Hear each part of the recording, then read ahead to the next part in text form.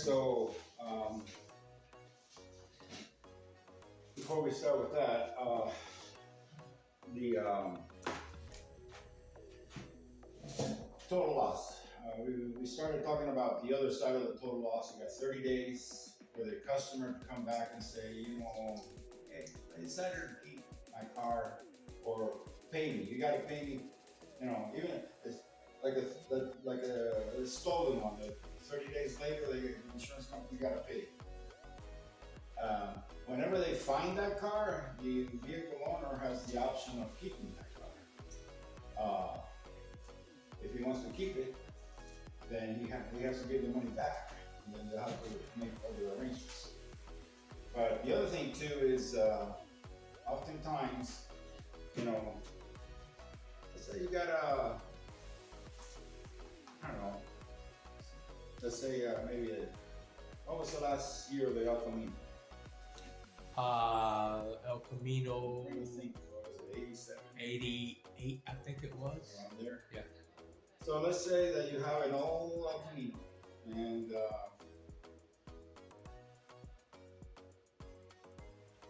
you didn't know, but had you registered as had you insured the vehicle, the El Camino, as a classic car, and had it halfway decent paint job on it and clean, you could request the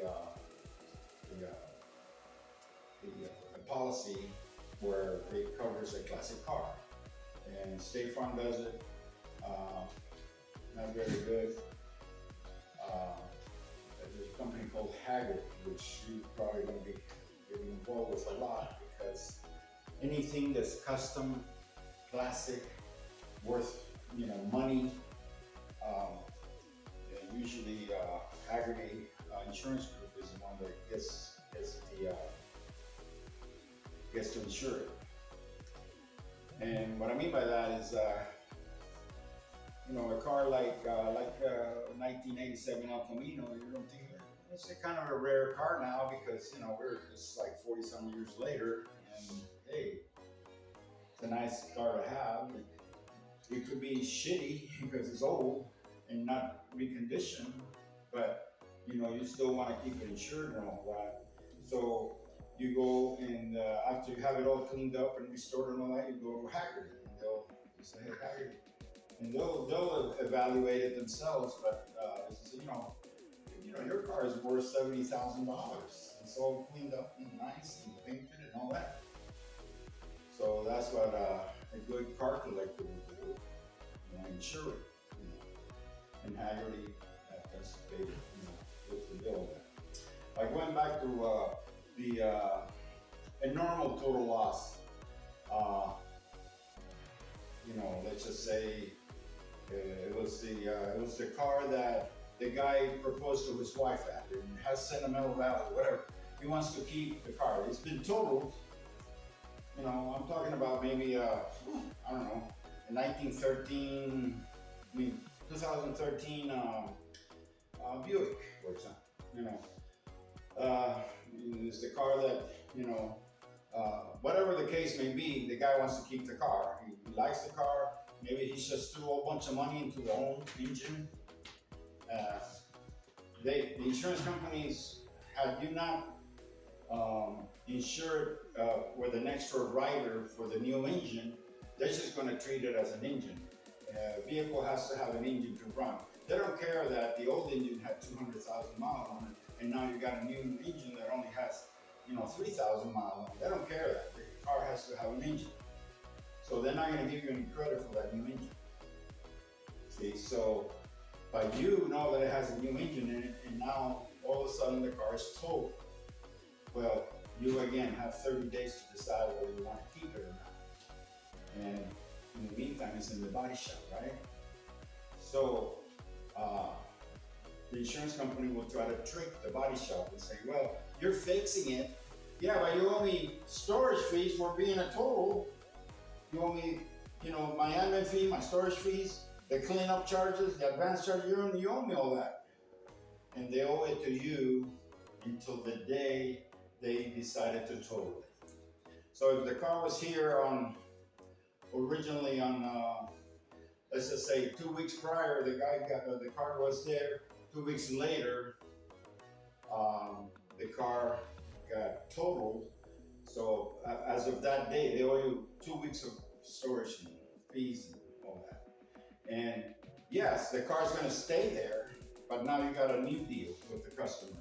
He's fixing it on his own, you see. And even though the car never made it to Copart, you still owe those 2 weeks of storage, in advance charges and all the other things that we talked about in that other situation.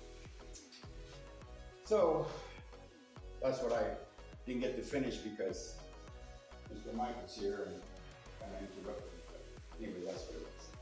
Does that make sense? Yeah. Have any questions about that? Okay, so well, what's all this shit? Well, in all due respect, this is kind of like the information you need in order to write. I mean, if you want to take a picture of it, by all means. Right. But basically, it's actually about 15, 16 different ones. The only thing is that, all these count as one, so it's the address. But you want to have the name of the person, obviously, because you want to know, who the car belongs to. And it's not the person that brought it in to your shop.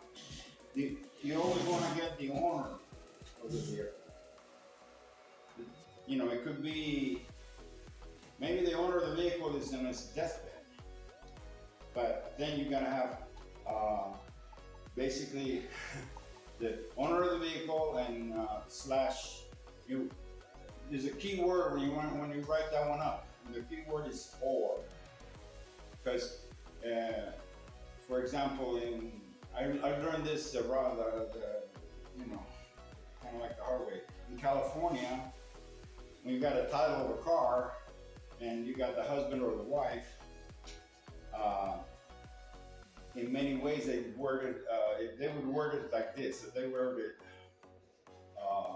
let's say, the owner of the car was Juan Rodriguez, and then they put the letter and Victoria Rodriguez, which is husband and wife, and they use the word and. That means it needs both signatures to get anything done on that car. However, if the word is not and, the word is or, then either one can sign and you're good. It's simple stuff. But when the car comes in, you as an estimator, you can kind of, you don't have no idea whose car belongs to. Many times they're already taken out the registration. You can't really compare. You don't want to be messing around with people's other things, personal belongings there anyway. But sometimes you have to get into that glove compartment and find out, hey, who's these people? We don't even have their phone number. So slowly you start getting the pieces, and the information. Now, for number 2, a P.O. box does not work. It has to be a physical address. You will always want to get a physical address from people. You want to know that at some point, if they were to come in and with their second key and take the car or whatever, you want to know where they live so they can, get your car back. Anyway, I'm not saying that this is going to happen. This only happened to me once in 40-some years. So. But I always made it why can't you just give me, I'll give you my name and my phone number, and, go someplace else. I don't need this. A lot of people want estimates. They don't want to give out their address. Okay. There's plenty of other shops. Go right ahead. Of course, your phone. We can always try to get a second phone number just in case something was petered out on the first one. You never know. People forget to pay their bills, and all of a sudden the phone gets turned off or whatever. You want to see if you can get a second number. It's important. Email is important because without having to talk to the customer, you can update them. So say, hey, you take a picture of their car and hey, it's in paint, they're prepping it, it's all messed up. Hey, this is where your car is at. And they appreciate that. Oh wow, look, it's already in paint. So that's, email is good. You can do the same thing with the phone if it's a cell phone, but stuff like that. Now, of course, in order to be able to write an estimate, you need the VIN number because you want to identify the car. The computer needs to identify it to see what kind of car it is. Computer, once you have the VIN number, the computer will tell you what kind of motor it has, what kind of, sometimes you have to choose, but what kind of model, submodel it is. Like you got a Toyota, it could be an SE, an LE, an SEE, whatever, an XLE. So all these are submodels. Then, of course, the year. Now, if you have a production date of, let's say, 5 of 22. In other words, the car was made in May of 22. What year was that car made? Does anybody know? Repeat the question again. Huh? Repeat the question again. The question is, if you have a production date on a car that is 5/22, what year was the car? 23. No. Yeah, 523. Now, if your production date is 7th July Yeah, July, yeah. of 22, that's the 23. That's how they start building the cars for the next year, 6 months prior. For the most part. Sometimes you get imports that they never got with the program of trying to standardize things and stuff. And so, for the most part, something that was built on the 7th month of a particular year is next year's model. Okay, so that's make, year, make, and model. When we say the model, we'll say it's like Toyota Camry. You might want to add LE or whatever it is. Just know. Now, does anybody know what DOL is? Most important, because if you have a name of the person, if you have a DOL, and you don't have a claim number, they should be able to find it with the name of the person and the DOL. DOL is the date of loss. Date of loss. Date of the accident.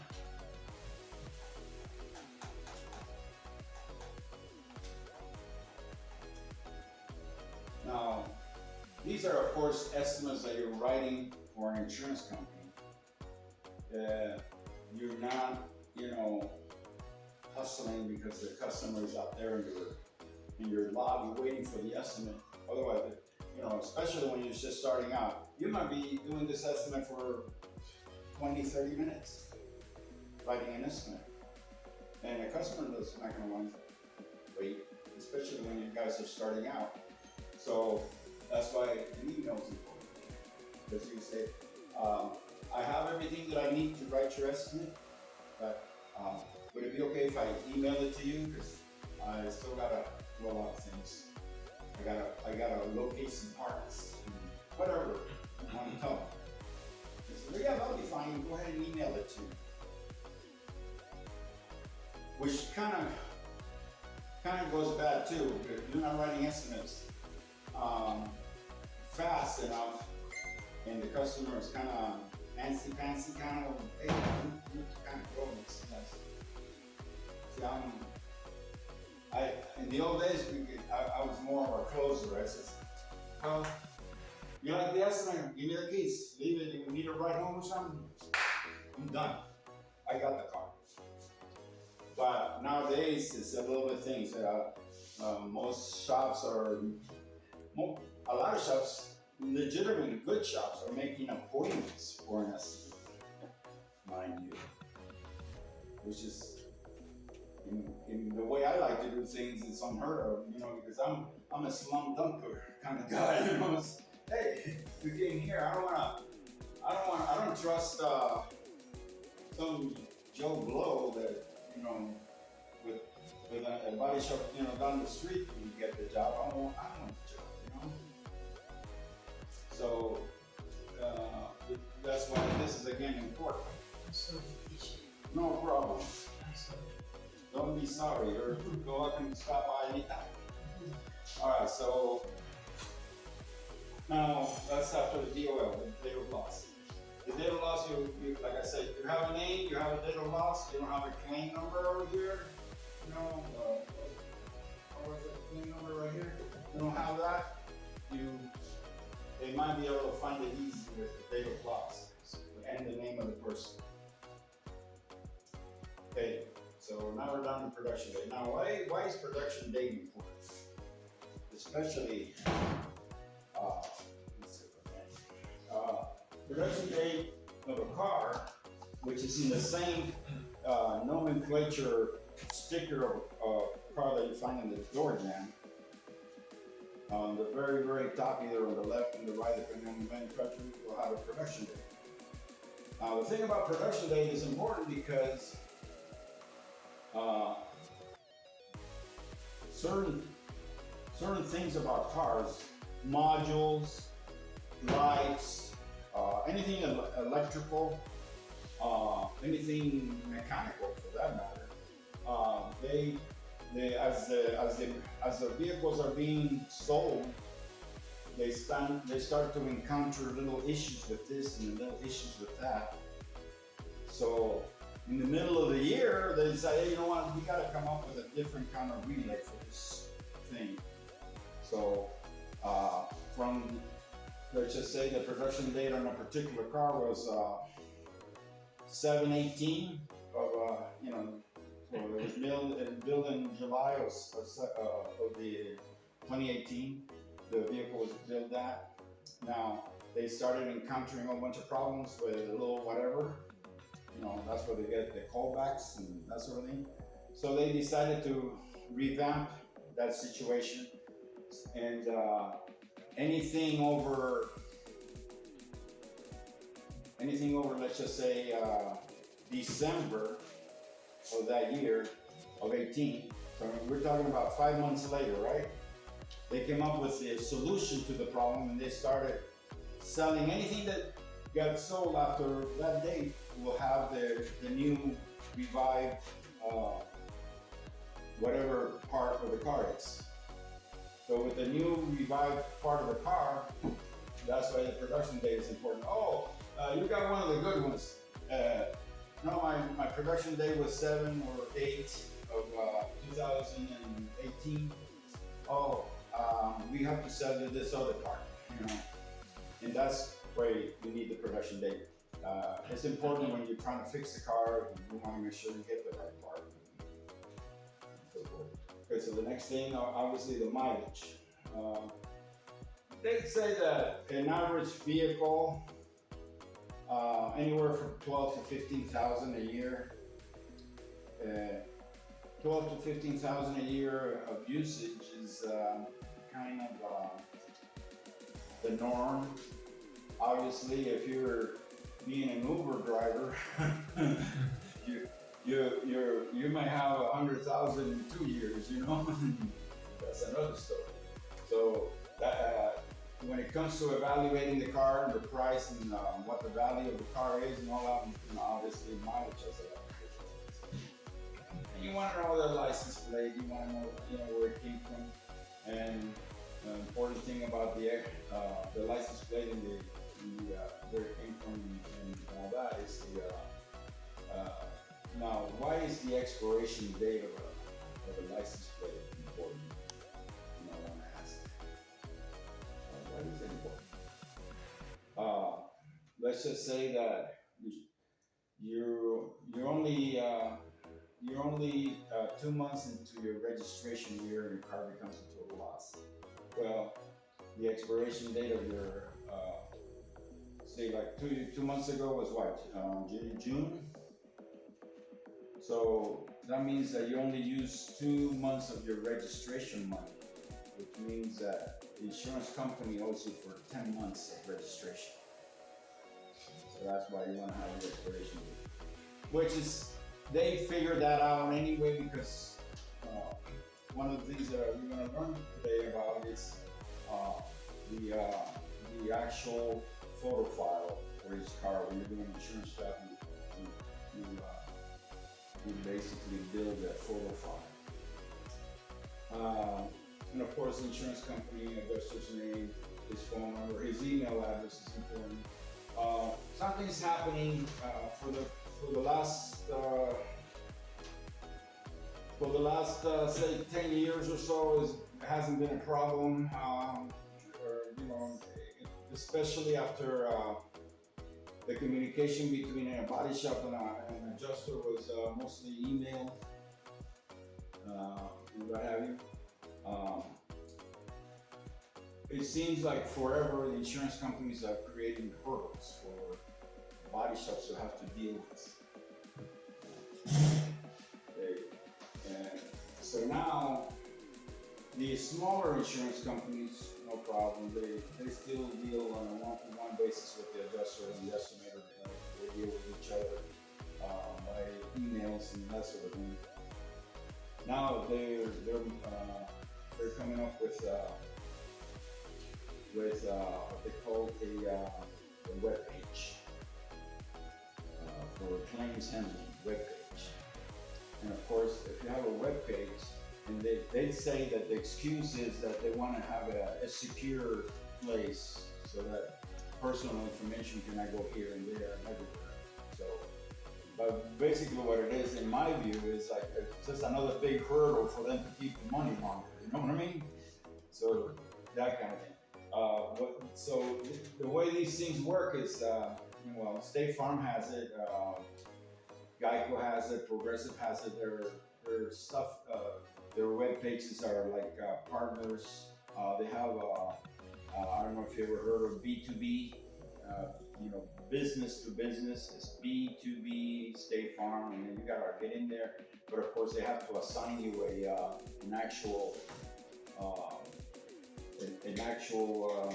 like pin, and then it's only good for that particular shop, and so that it's supposedly a secure site. And there, in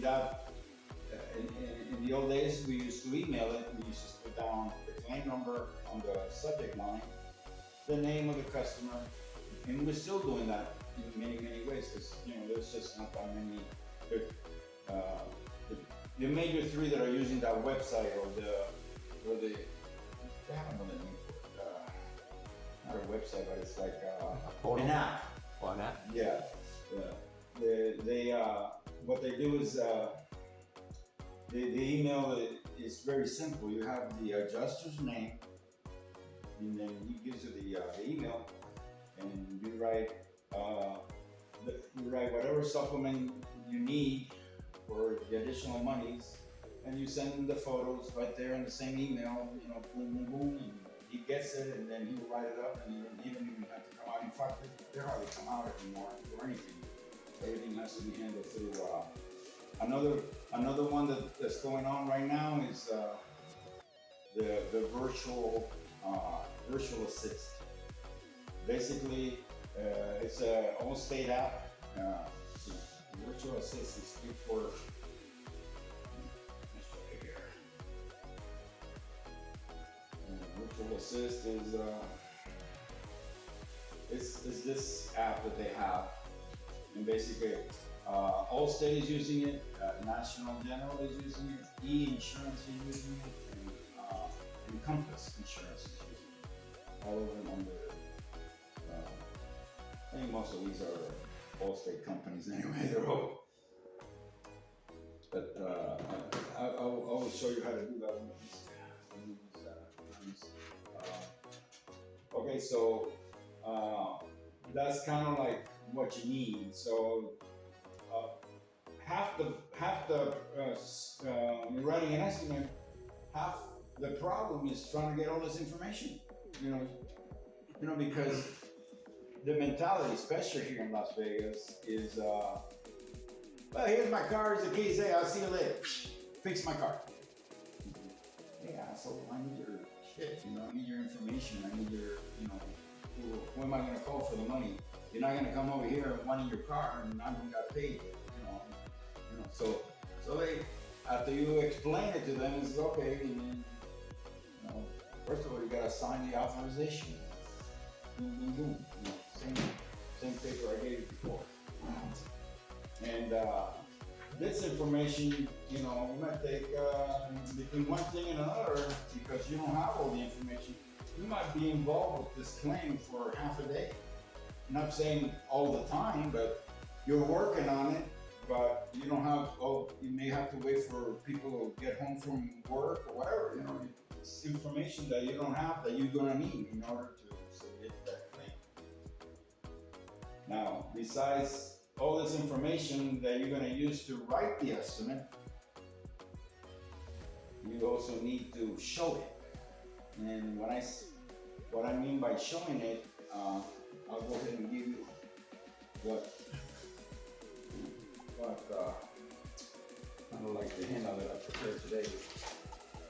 There's the first when it comes to writing an estimate, you have there's 7 protocol photographs that the insurance company is going to use.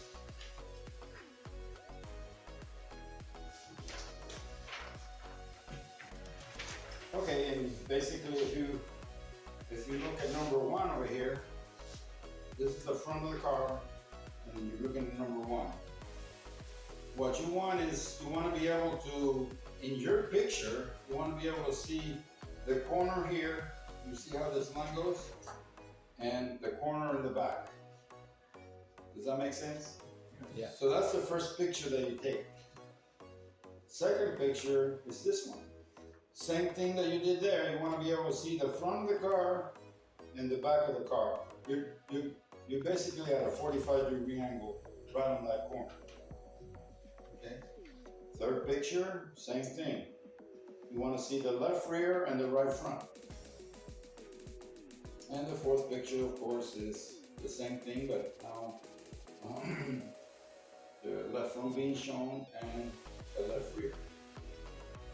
So these are required photographs that all insurance companies want. This happens to be the State Farm way, which is the people that taught me when I used to work for them. Okay, so then you say, okay, well, that's 4 photographs. You need another. Okay, well, the number 5 photograph is a close-up of the license plate. So then you can, that way they can zoom it up and see, oh, registration. Looks like it's expired. No, it looks like it's still got 2 months left, or whatever. You know? That's number 5. Number 6 now is the VIN plate. Now, a lot of people know that, you know, there's a VIN on the windshield area, you can see the VIN, but the nomenclature plate, which is a sticker, most cars are stickers now. They have the VIN there. They'll have the paint code there in most cases, and they'll have the production date. So all that information you can get from number 6. And of course, of the required photos, and the last one is the number 7 photo, which is the mileage. They want a picture of the mileage itself. They don't want to know that it's 213,000 or whatever miles, and that's what you write down. No, they want to see a picture. A lot of cars, you even have to have the ignition on to put it on. To show you, especially on the BMW, you just press a button, the car is off, the mileage will pop up. The little button that on the cluster, the instrument cluster, and we'll turn it on. Some cars will open the door and right away the mileage will pop up for a few seconds. If you get in and you don't start your car yet, it will eventually go off.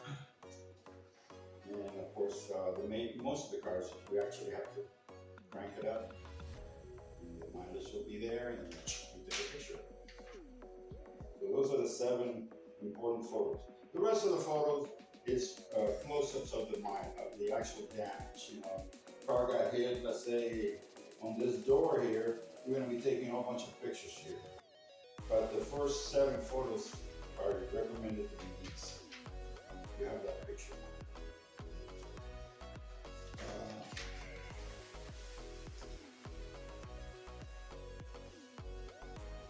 When you send them the number of 6, and they only want the VIN, or is it okay if you Yeah, send all the yeah, information? Let me see, I'll show you. I'll show you some of this stuff here.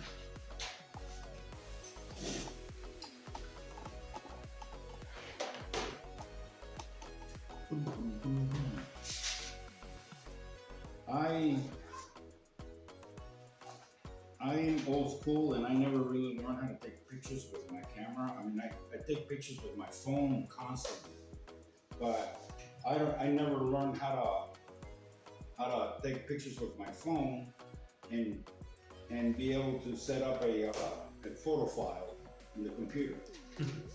I don't know. My granddaughter is not available for me. Teach me, you know.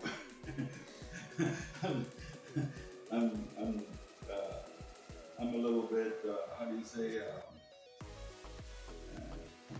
injured, technology injured, or technology, now these guys can probably do it all day long, but you know, young guys. Anyway, but usually when I get, let me see if I can find one here. This is my little camera that I pick for everything. And I create a photo file.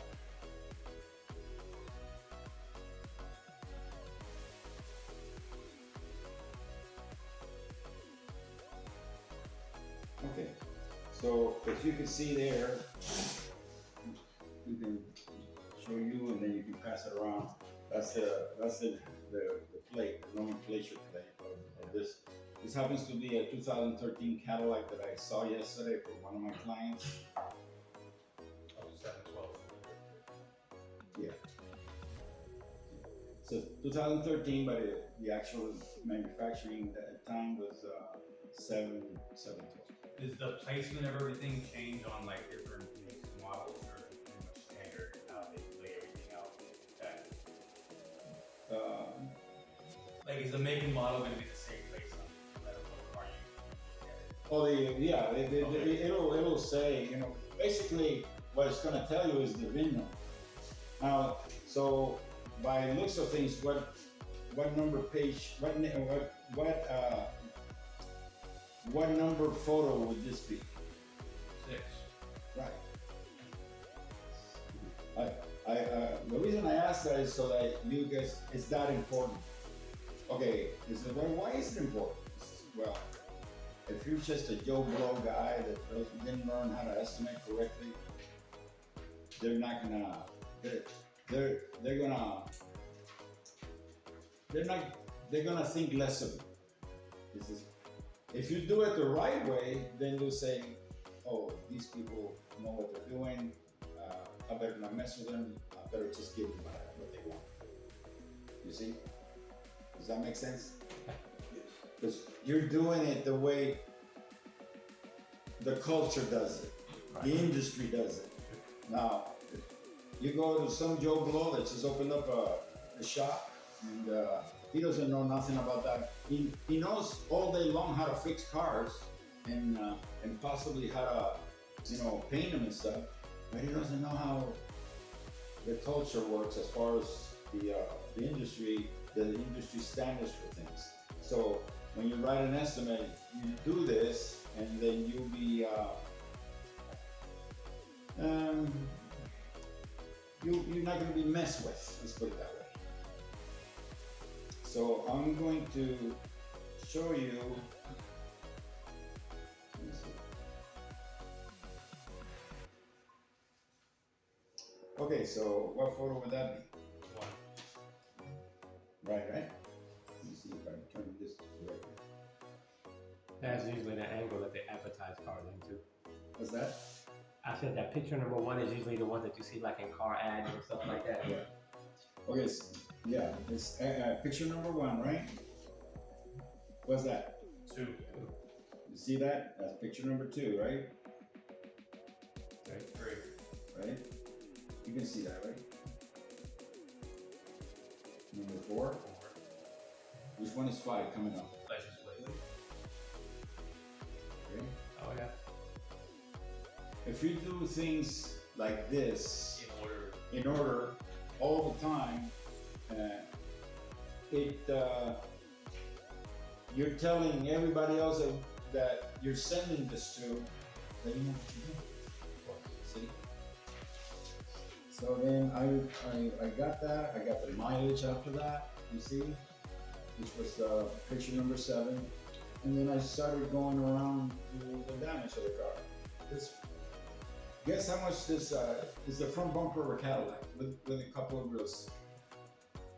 How much do you think this estimate came to?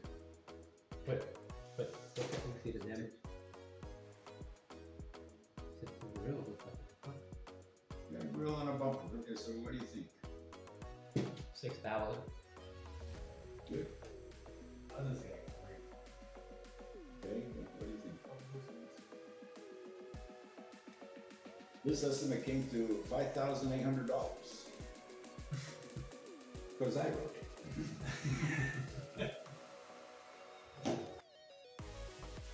So it's a photo file. This is what insurance companies expect. You send them the correct way of pictures, and you're telling them something. And you're gonna tell them, these people know what they're doing. You know, I might as well pull my pants down so they can fight me. You know, so that's basically you do this all the time the correct way. If I may add something, Professor. I think that the administrative side of any business is the lifeline of that business. Of course. Like for example, I handle all administrative matters in this whole building. I do everything for this company. I do the marketing. Kate and I can do all the paperwork. So this is my area. Your expertise. My erudition, my expertise is right here.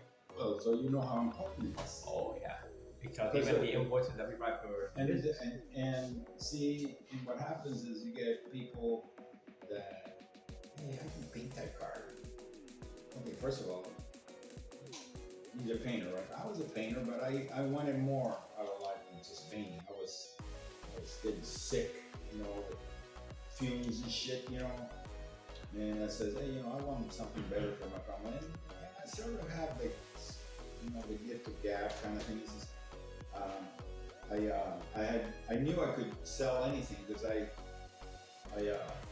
I started out when I first got out of the army. I started selling Electrolux vacuum cleaners door to door, and I made a living at it. Okay, and I was the top salesman for door to door vacuum cleaners for that district, and then all of a sudden I got offered a job as an insurance agent. They would send me to school and what have you. And my boss says, why do you have to leave? You know, says, well, I can sell stuff and I don't have to carry them vacuum cleaners all over the place. so that's how I got into the insurance part of it. And then I was involved with the situation of selling stuff and everything, and I like cars. I had a 55 Chevy truck and a 55 Chevy Post car, and of course this is like in the late 60s, so they were already old cars. But I had you remember the Ford Capri? It was they call it it was a German Ford. This, I don't know if computer will, you can probably look it up. Ford Capri. Anyway, I had one of those for my daily thing, and I had my 2 cars. And I was already, by that time I was already married, and kids were coming and all that stuff. And anyway, what I'm getting at is that I've always liked cars, and I was kind of getting tired of selling insurance because that you also have to kind of pound the pavement, if you will. You know, in other words, the business wasn't going to come to you. You got to go. You have to go and grab it. So I got tired of that, and I decided, well, I like cars. I want to learn how to paint cars. So they taught me at Burl Shide, the fast production paint job place, and all that. Because you could actually get a pretty decent paint job if you kind of knew what to do and take off a lot of stuff. And anyway, at the time I needed something different. I did, and I've been at it ever since. Because after a couple of years of painting, I says, I wanna do what those guys are doing. As far as so I got involved with selling and management, and before too long, I was made the manager of the place, and before too long, after a couple more years, they made me the area supervisor, and after there was 3 supervisors in the whole region of Southern California, and I was one of them. And for some reason, AJ Shy, which was Earl Shy's son, for some reason he liked the way I let people go. I was always been good at numbers because I always played dominoes. When I play dominoes, you learn to count with your head, okay? And I could just look, and I knew something was wrong. And it got to the point where he didn't let all the other supervisors fire people. He let me do it because I could do an audit, like that, with numbers. And it got to the point where if I showed up to any one of those shops, they already knew, hey, I'm about to lose my job. Because Bob Aleman is here, and he's the one he's the hatchet man, and oh shit, and all of a sudden you see the managers calling their wives. I'm gonna be late, and shit like that. I already, I knew the drill already. Wow. Right? He says that I didn't create that I did it fast and I made it, easy without problems. Look at these. Wow. Anyway, Did you ever have a situation where a guy got a little rough during those years? If it's okay to ask. Yeah, but I took care of it. It was it wasn't that big of a deal. It was just saying, well, basically he just took off with the keys and changed the locks. No more firings. Yeah. No, I got tired of that. I really wanted to learn the aspect of the whole industry. So up to that time, all I'd done was, hey, $69.95.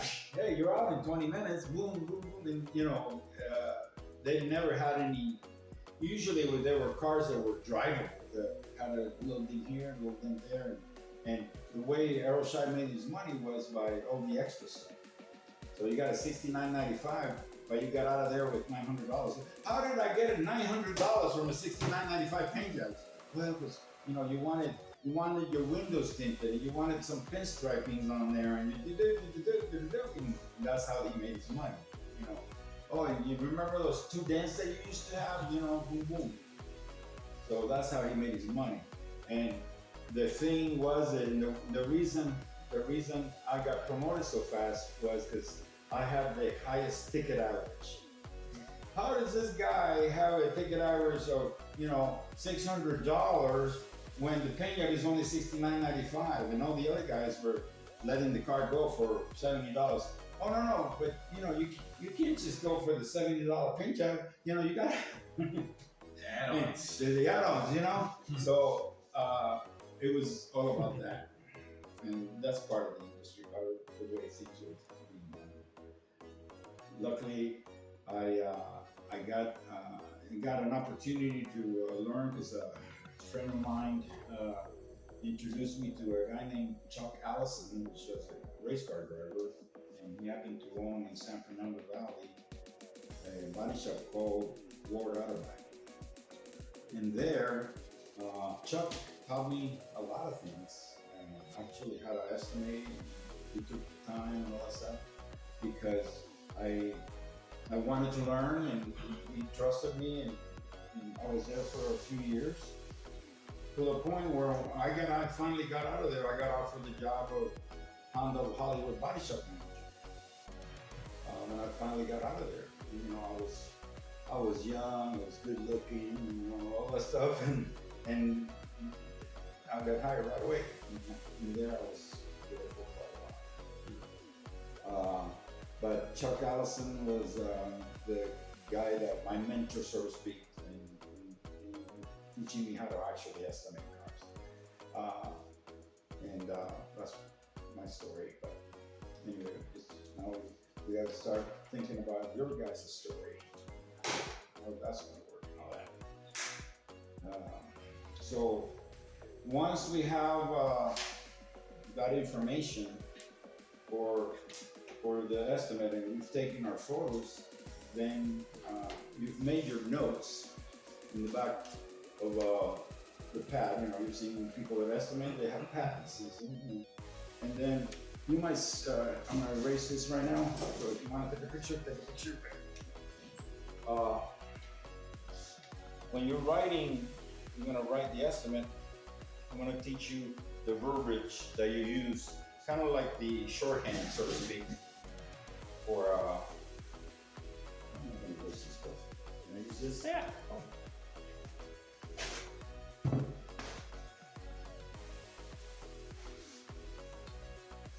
So when you're writing the estimate, it's kind of like a shorthand kind of deal. Anybody know what a shorthand means? In the old days, they used shorthand, especially secretaries. I was never a curly top, you know, anybody's secretary, but you know, you've heard of people, bosses, and that sort of thing, dictating a letter to somebody, and the secretary's there. Well, 95% of the time she's using what they call shorthand to make, I don't know, I don't even know what a shorthand looks like, but they use it, it's symbols to mean something, you know, so it's like, for example, somebody wants to say, okay, you go into the text, you see, okay, you know, that's what I'm talking about. But anyway, so you get into a car that you want to estimate, and the damage is to, let's just say, the left front.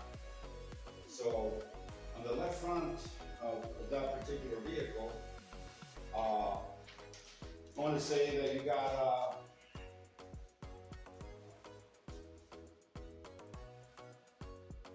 your light, you got your bumper, and you got your grill, and you got your fender, okay, tire, you got hit in this area here.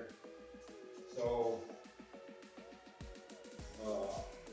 you're gonna start out by saying, okay, well, I gotta R&I the bumper, at least. Let's say the bumper got damaged over here a little bit. So you already know you're gonna paint the bumper. So the first thing you're gonna do is you're gonna overhaul. OHL. Front cover. Now, once you overhaul the cover, what does that mean? That means that the bumper has been taken off the car, and every little thing that's attached to that bumper, the little bezel over here with the fog lamp, the lower grill, sometimes bumpers have the lower grills, all that has to come off. Some bumpers nowadays have what they call headlight washers. There's one little box here. What the headlight washers do is, I don't know if any of you have ever seen one work. Let's just say that you push a button inside your car and this little doohickey pops out. And and then it starts squirting water to your headlights. Anybody encounter that? Oh, Mercedes, yeah. Okay, so we gotta take that off, and then you might see like a little window here, maybe even one on this side. Well, what the hell is that? If your car was stuck in a ditch, the tow truck driver would come over here and pop that little window, and that little window inside there is a hook, and then he'll get his winch, you click it in there after he's popped that, and he'll pull your car right out of that ditch, you know. It's called this little window is called a tow hook cover. Okay, so now this is the front bumper, right? So you overhaul it, that means you took off this, that. Plus the lower grille, because bumpers you should have lower grills. All that has to take off. And then turns out that you have dents there. And in order for the dent to come out, and eventually it's going to get painted, that's another reason we got to take the bumper off. You also, the headlight has to come on. When you take this overhaul bumper off, you take both headlights. You want to get paid for both, even though you may only need the one, because you're only going to paint this fender, but you want to get paid for both of them, and the insurance company won't know that. They don't know that you got to take both spots. Sometimes you do, sometimes you don't, but they don't know that. You might as well get paid for it. So now with the fender off, the bumper off, excuse me. This is off the car now. And you got both headlights off. So now, what else is left on that fender before you repair it, before you paint?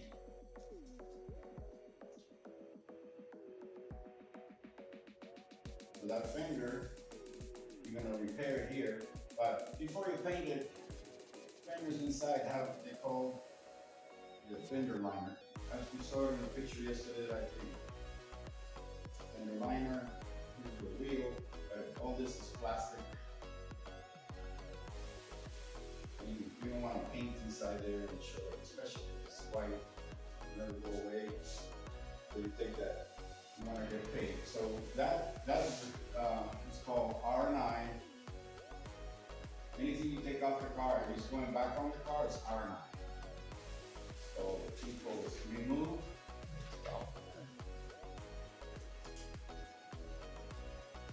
and install.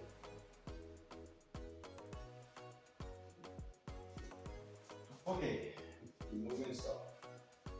Now, when they hit here, and you already took off the light, but that light had a big scratch in it. In fact, it doesn't work anymore. So, in the estimate, you're gonna write, R9, both headlights, right? But one of them, basically in this case, you're only gonna R9 the right one, right headlight.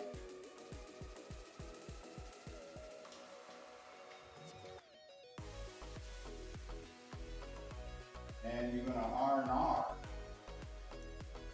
the left one.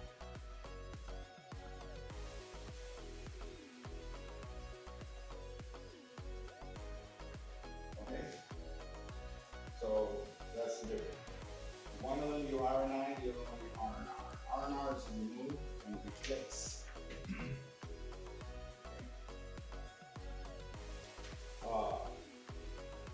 You never use anymore, but oftentimes, depending on what it is, an abbreviation that your computers don't have anymore, but for some reason you get caught into writing a written estimate with your hands.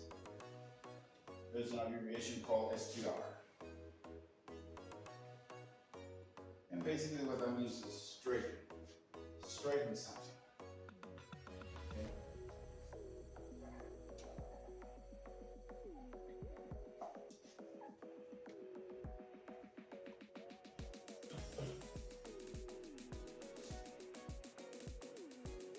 now.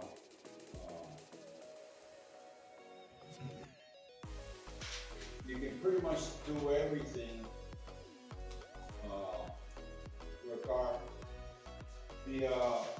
The straight part doesn't get used that much anymore. It's just kind of, you know, it's because I'm old school that, you know, I don't remember these things, but the ones that gets used right now is this one. Which equals, like in the computer, will say that, not say this. But it's always good to know.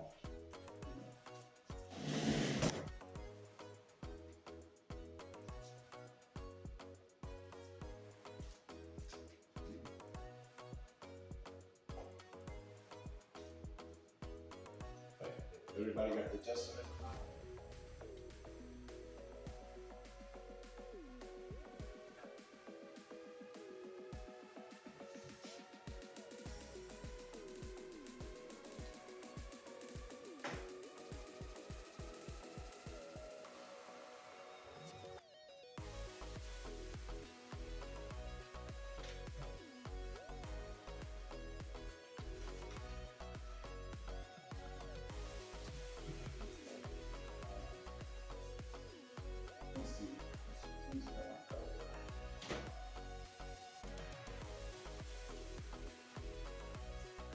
So,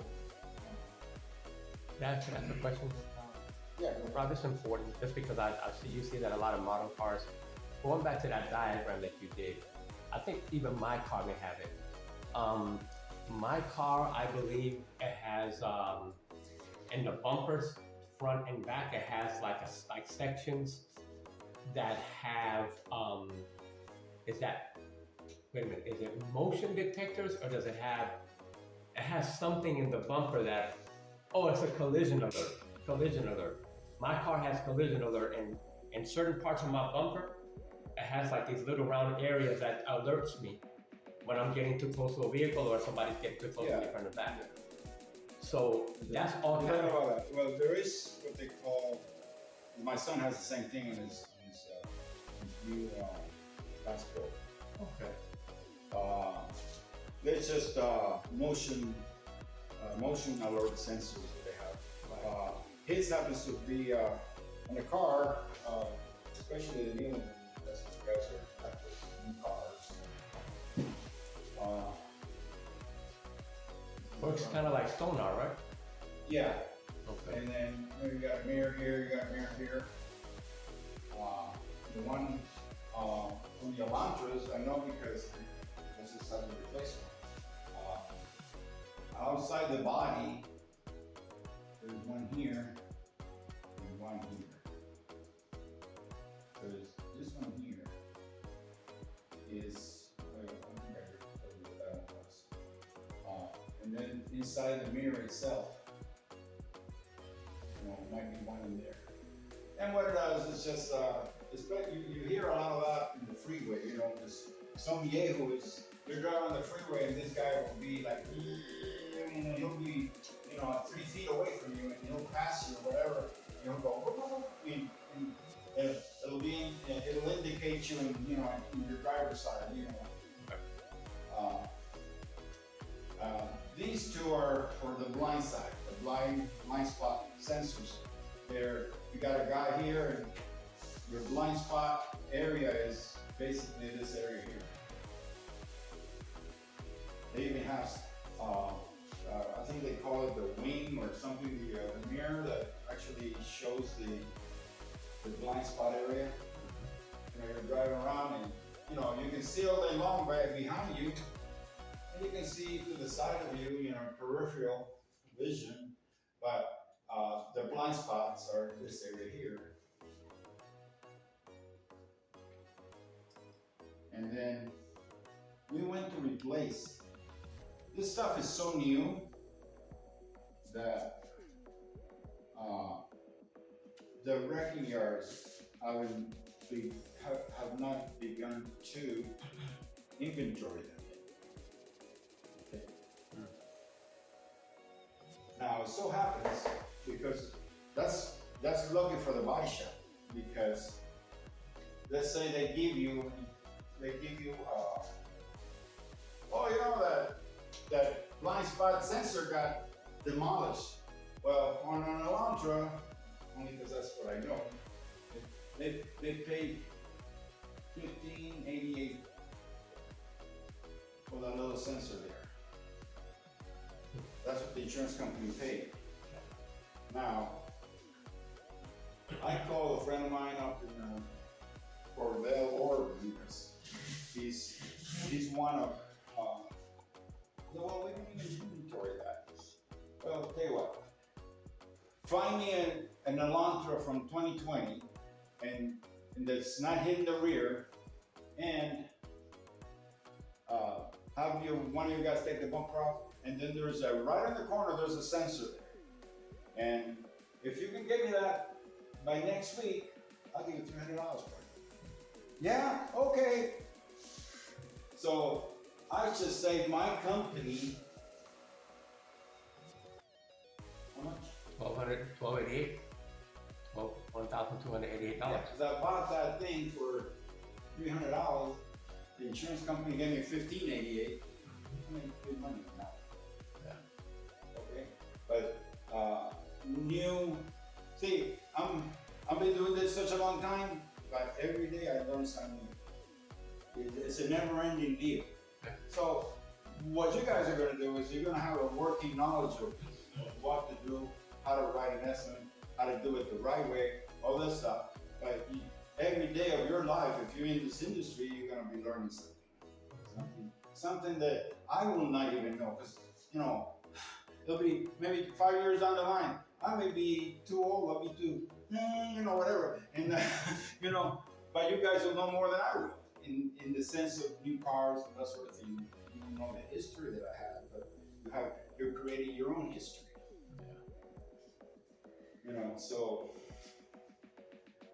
those are the type of sensors. Now you say, well, most cars have this one here. Can anybody tell me what that is?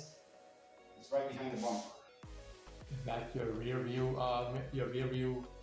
so your car doesn't look back? Like what I have in my car? Well, that's if you have a camera, yeah. I'm sorry. Camera? Let me put down here because you're getting so, this is the camera. So you got a camera. This car has a camera. You put it in reverse and I'll show you those. Oh, by the way, when you took the bumper off, there was an outer, an inner, an outer, and inner. What were they? Parking sensors. Now, parking sensors are connected, they're like that. And they're connected by one single harness. And then you might go here and then you disconnect the car somewhere. So just because you got hit here, it might have damaged the harness too. So you got to look that up, make sure all the wires are good and all that. So imagine that. Now you got two blind spot sensors, one camera, 4 parking sensors. This one will be they call the left inner.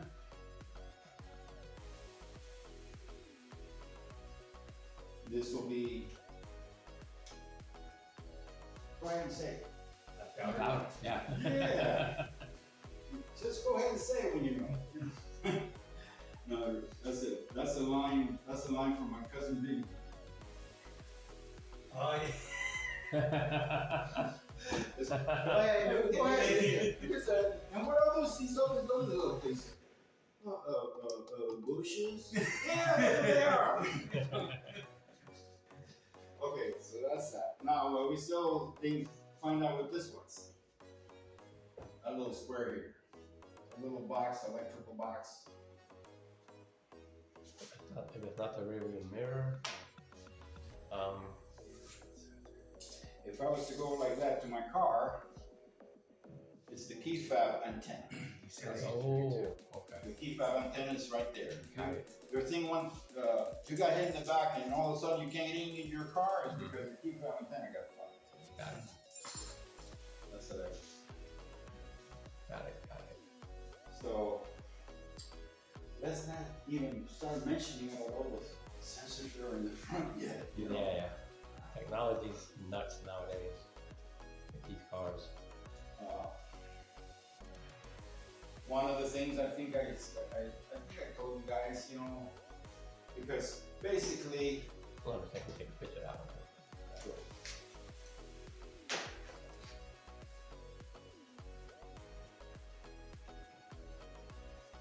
So basically, it's a situation where it's just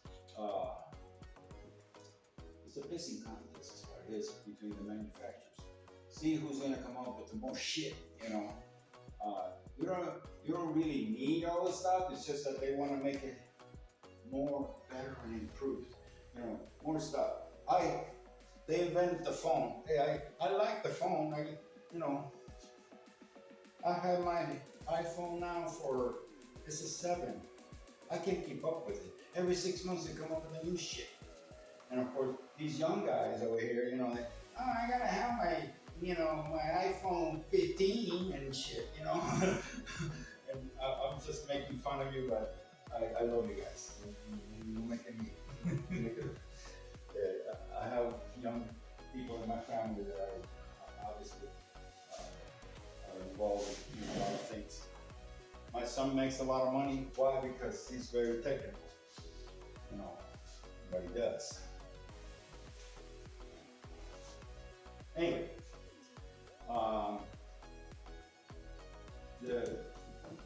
what I wanted to say about my phone was, it's an iPhone 7.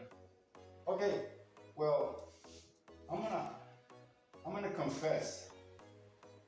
This iPhone 7 probably has more like, I don't know what 80% of this phone can do. I only work with the 20% that I'm involved with, okay? But you see what I'm saying? My point is that they're constantly building stuff to outdo the other asshole, you know, so that, you know what I mean? So that they can stay competitive, you know. They say technology doubles every 2.5 to 3 years. Well, that's what I mean, you know, say, put me in a box already, bury me, you know. I don't know. Technology is fine, but I don't know. Yeah, I like this slow life we had before, you know. People, you know, respected their elders and stuff, you know. It is what it is. You go through here.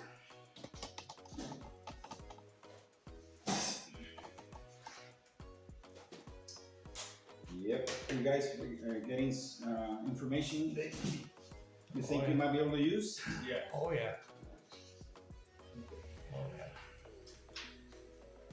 I gave you one of these things, right? Let's take that one out. And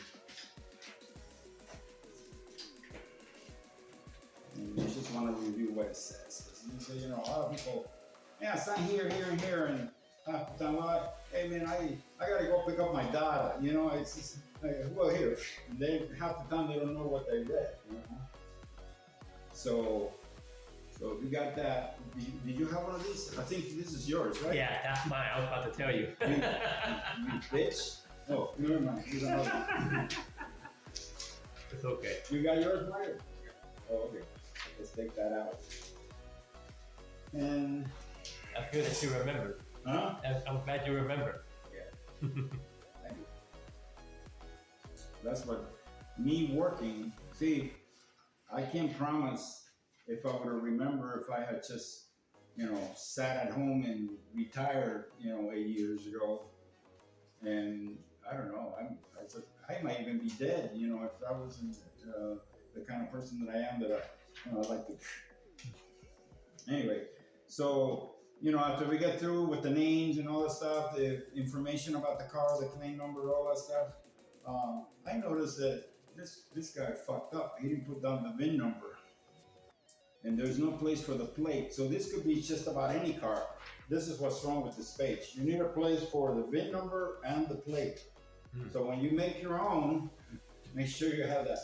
I think the verbiage is pretty good.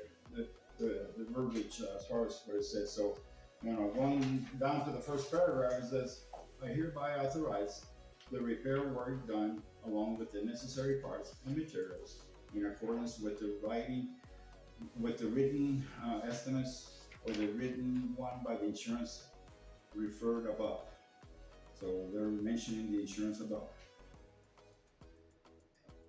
An express mechanic lien is hereby acknowledged on the above vehicle to secure the amount writing of repairs thereof. The company's name was, of course, Family Auto. So Family Auto LLC is not responsible for the availability of parts. Delays and parts shipment is beyond our control. This happens to have been made right when the COVID was happening on, and you needed to cover your asses. Oh, man, you've had the car for 3 weeks, and I'm waiting for parts, and they're out in Petaluma somewhere, and they haven't released them yet, So that's why this is done like that. Now, you see the second sentence, so to speak, it says, an express mechanic lien is hereby acknowledged on the above vehicle to secure the amount written for repairs thereof. They just kind of threw that in there. And an attorney can interpret that as a way to, getting the car. Now, does anybody know what a mechanic's lien is? Yes. You know. When they hold it. Well, the mechanic's lien is basically kind of after the fact, after you've had some, basically the car got fixed and it got abandoned. They said, the hell with you, I'm just gonna go ahead with me and buy me a new car and fuck you. I don't wanna pay any more on that car, I'm got tired of it. In the meantime, you fix the car. Meanwhile, you get your money, but they decided that it was better spend money on a down payment on a new car. And now you, the mechanic or the repair facility, is saying, oh shit, we fixed it and now this motherfucker, They stuck it. Okay? So they called Marie's Lien Service. Now, there's several in town, but Marie has been around for a long time. You call her up and you give her $250 and in about 5 weeks she'll come back with a new title in your name in that car. Like that. Okay, so what's involved in what you do? Let's say you want to do it on your own. Well, for every car there's a legal owner, registered owner.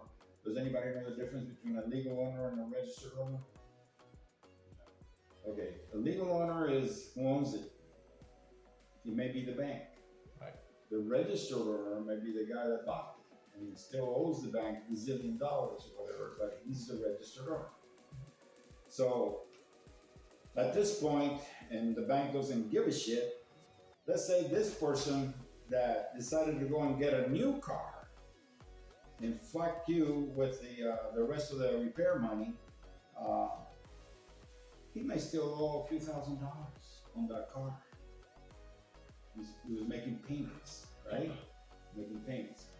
So now that person that, which is the legal owner, they have to be notified somehow. But you don't have to notify them directly. You don't have to notify them directly. Marie's Lien Service, they'll put an ad in the paper and says, this vehicle, whoever owns it, will be lien sold on such and such a date, and whoever claims it can pay the mechanic's lien and take it. Whoever is the legal owner. And people that own legal cars, banks that own them and stuff like that, they have the pink slip. The registered owner doesn't have the pink slip because they haven't paid it off yet. So they have the pink slip. They say, hey, that's my car. How much does he owe? Well, he still owes $2,000. Well, the car is worth 8, here's your $2,000, give him my freaking car, and we're gonna flag his credit record, all the hell, and they'll resell the car, boom, boom. That's if they get the notice. If they have somebody sharp in that company that owns the car, that sometimes reads those newspapers and says, hey, one of our cars is over there, he's gonna be lease-sold, yada yada, boom boom. And then he'll get a pat in the back for being a good boy and finding out, and then otherwise, the day comes up and the lien was never satisfied, that car belongs to that repair facility. Oh yeah. And then you pay Marie, you give her the money, she gives you the title. You don't even have to give her the money from the beginning. She gets paid when it's done. And even the remaining money that goes to the bank is done.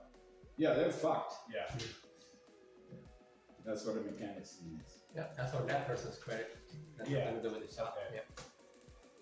Now, apparently, something I found out, I don't know what it is.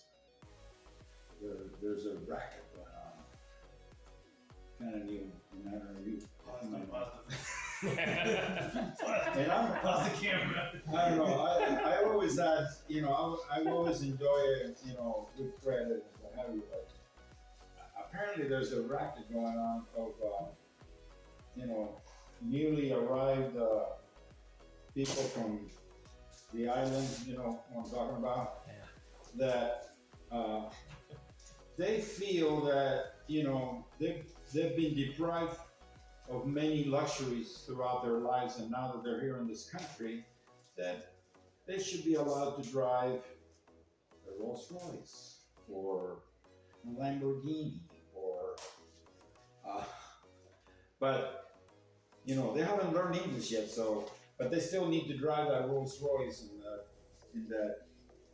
So apparently there's a racket going on where this people will sell him the car. He'll buy it on his would-be credit. This guy may have the multiple amount of money or credit, and he'll buy the freaking Rolls Royce for the guy, and then charge him like double to drive the. So hey, here's your Rolls Royce. By the way, I cannot put it in your name until you pay it off $200,000 later. But apparently, I don't know exactly how it works, but apparently, if you see a guy that barely speaks English because he just got here off the boat, and he's driving around in a Rolls or a Bentley or one of these top-notch luxury cars, he's involved in one of those deals, So It's called Craigslist Miami. If you go to Craigslist Miami and you go to cars, is that right? you'll see so many of those ads, Rob. It's ridiculous. So it's crazy then. Oh, So I didn't know. I just recently found out because I know where to come and get it fixed. that's what they do with all that street money. That's exactly what they do. They do exactly what you're teaching us right now, and it's nuts in Miami. You see it here, but it's the way that the ads are in here. They're a little bit more costly than Miami. It's just late. They want to do a little better. They don't go for the Rolls that much. They go for the Land Rovers. Right. That's it. Yeah. BMW, Mercedes. Yeah. Yeah. Higher end. If it's a BMW, it's got to be that M3 one. Of course. The one with multicolored leather seats and shit. Yeah. But. Yeah, I've seen it. Anyway, a lot of that stuff going on. So then that's the second paragraph. Okay, so the next thing that we say, you get the customer to initial that part.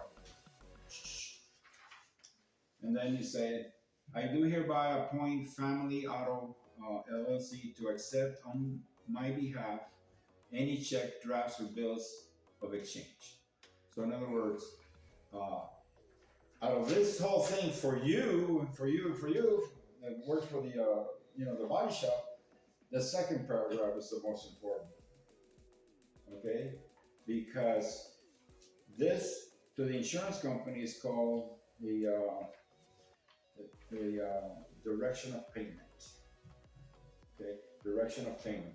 which means that it avoids the customer while having his car fixed at your facility. It avoids him getting the check and, hey, you know what? Let's see if I can double my money at the slot machines. And there goes your money. And now he doesn't have a car. He doesn't have.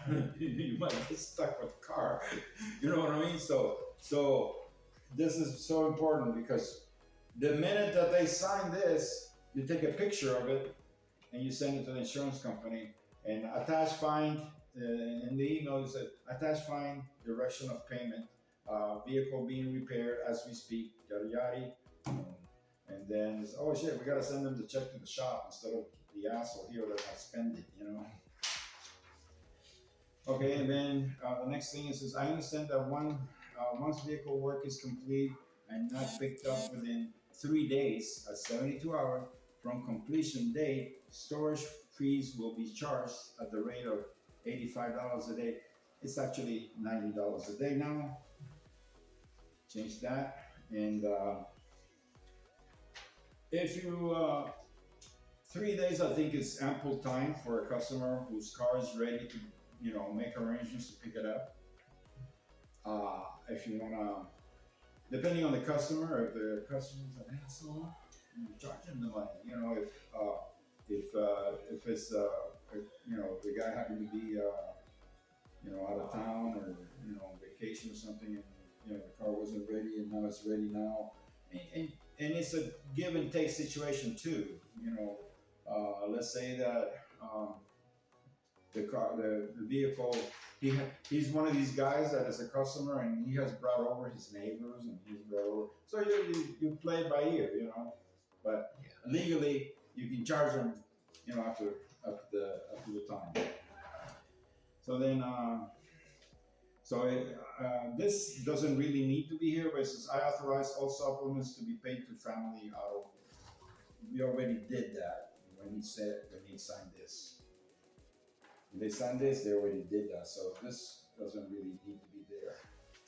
Now, in big letters, it says, before you drop off the vehicle, you must making sure you have not left any personal belongings in the vehicle. We are not responsible for the lost items. I've had people say, hey, I had a bag full of money underneath my seat and it's gone. Okay, so I had a pair of this is the most common one. I had a pair of Oakley sunglasses and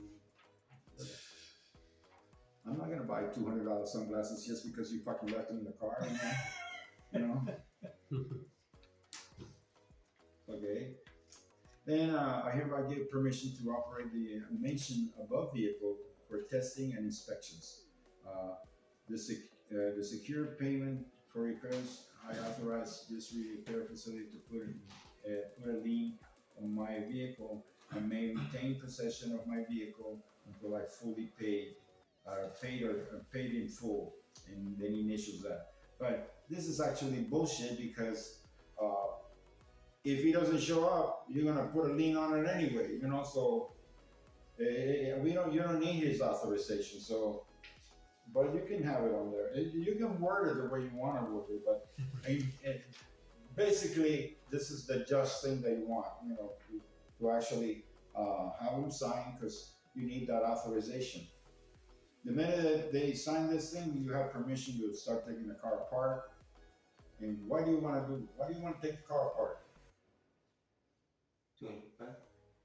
Yeah, but why? Why would you want to inspect the car? The car could stay there for another 2 or 3 weeks. Doesn't matter. No, you don't want to do that. You don't want to put a car 2 or 3 weeks before you start finding out about it. No, you want to take it apart for the simple reason is that you don't want the customer to come back and say, I got to take my daughter to school and I need the car and I'll come back. Exactly. Okay, so you take it apart to help you out. You say, we already took the car apart. Boom, boom. Oh, Shit, how am I gonna take my daughter to school? Well, you should have thought of before you got it in, motherfucker, you know? It's just... Anyway, I don't talk to my customers like that, but I do talk to my technicians like that. And that's the gist of it. Now, a lot of people like to use credit cards for, as anybody knows, when you use a credit card, the vendor, in this case, the guy that's charging money on a credit card, the insurance or the shop gets charged a percentage. You know, they say, oh, $3,000. What's, figure it out. What's like 3.5% of $3,000? How much is that? About $100. Okay, well, I don't want to lose $100. I'm the shop. I work, and this asshole wants to use his credit card to pay for his shit. Well, I don't want to lose that. So that last thing is 3%. I'm going to charge. You're going to use a credit card. They're all doing it. They're all charging. Yeah, it's called a convenience fee. It's convenience that you don't have to carry around the cash. But I sure as hell don't want to pay $100 for you to use your credit card. So you either give me a cashier's check for the amount. And here's another thing too. Oftentimes, and this happens mostly with claimants. Claimants, remember what claimants are? I know it's a lot to learn. We got the insurer who's using his own insurance company, and the claimant is... When he uses his own body shop for his own... No. No? Claimant is basically an insurance company other than his own. Other party's insurance. The other party's insurance is going to be paying for the bill. And now, these insurance companies that have to pay claimants, they tend to want to satisfy the claimant as soon as possible. So oftentimes, they even have guidelines and rules to say, hey, you got to pay the claimants. And, sometimes, people that live, paycheck to paycheck, all of a sudden get a check for, $4,000. Well, shit, and then they have they think, the body shops are idiots. They think, yeah, they're going to pay the body shop. In the meantime, they're out there going, they decided that, they haven't been able to go to Disneyland for 5 years. But now with the $4,000, the whole family goes to Disneyland. And they come back and all they have left is $300 for the $4,000, whatever. Wow, that was a good vacation. Oh, by the way, how are you gonna get your car now? Unreal. This is the kind of mentality. Well, no, the insurance says that they were paying directly.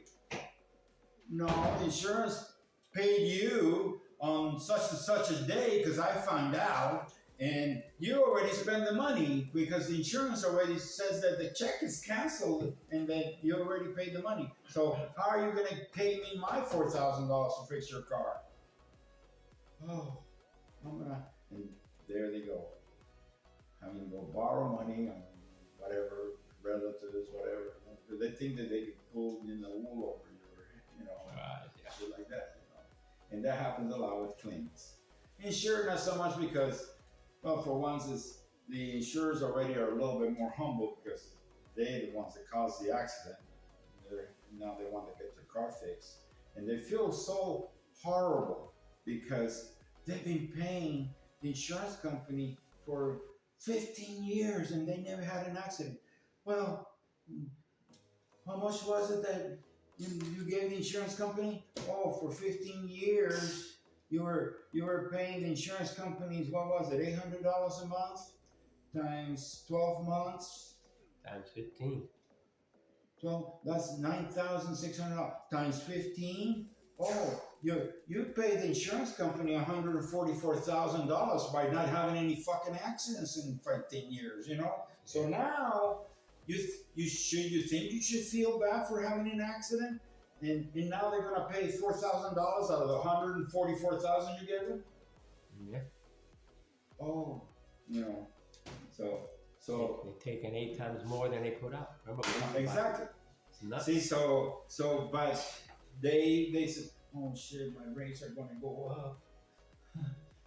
Yeah, well, It's still you know, they got to make up, you know, for those 4,000 they gave you, because you know, 144,000 wasn't enough. You know, you got to come up with more money. It's a racket. It's just a racket. What do you think? I try to fuck them every single day believe that I you. can. Yeah. I don't blame you, bro. To have that mindset. Anyway, so we're through the authorization part, but this could be worked out a little bit better, to be honest Yeah. with you. I'll redo it. If you guys want to redo it, I'll fix all the spelling and put the VIN number, and then I'll reissue it to everybody. Not a problem. All right, where are we at time-wise here? 603. 6:03. So we got a half an hour. You guys want to go to a kitty bar or something? No. It's not enough time. Not enough time. Especially when I think that's the thing of the past, isn't it? They don't have that shit anymore. Oh yeah, right up there, right up front here we have one. Really? Damn, no, they don't count. Nah, I'm kidding. I think they do movies in there though. I think they got like, Yeah, it's like that little type of- clips. Yeah. Like a New Oh, York you're talking City. about that's right in the front, right? The fantasy world thing. Yeah. I feel bad for those guys that have to go in there. Man, that place makes 10 times more money than we make back here. I don't know. You know, I don't know. I guess I think differently about women and stuff. You know. I mean, I We're in the minority of the spectrum. I can promise you. you know. Yeah. Well, I mean, I'm not a, you know, I'm not this goody good shoe person. You know? I mean, I told you I ran a topless club, you know, back in the day, you know. So it's not about that. But I guess what do they call it? Sold my royal oats or whatever, you know. You know, I just didn't see it. I think, you know, I started thinking about, you know, women just being exploited kind of thing. And, Okay. I don't know, just left me with What happens when you have daughters? What happens when you have daughters? yeah, that's what happens. I think that's what happens. I had my first daughter, my kid, at 16, so that I learned that lesson early. You know, raising her in Overtown, Miami. No, Yeah. well, yeah, that's crazy. Yeah. I don't know. I think I scared my daughters. I mean, only Maria's, you know, married. I have my oldest one and my youngest one are not married. I don't think they plan to be married. They're both Career women. career women. My youngest daughter she studied library and information science after she got her BA from Santa Barbara, University of Santa Barbara. So she went to San Jose State, which is the best school in the country for library and information science. Comes up, I went to her graduation after she got her master's, and the person that was talking there was Bill Gates. Oh, nice. And he says that he has 80 people under him with the same degree that my daughter just got that day. And it's all about information, and it's all not in, you think library is about, you know, a book on the shelf? No, it's all here, this thing, you know, it's all about, Virtual. to the point where after being the library and becoming the dean of college in DuPage in Chicago and this and that, she went and became the department dean at Lorraine Community College in Cleveland. And there she said, yeah, there's nothing happening in here. In Cleveland? Cleveland, yeah. And being the 5'9" girl that she is, she decided to apply for a federal government job, which they were asking. And to this day, I don't know if you've ever seen a lot of these series and all that stuff where you know, all of a sudden people are working for the Library of Science in Washington D.C. Oh yeah. But it's a bogus job because my daughter cannot tell me where she works. I mean, she cannot.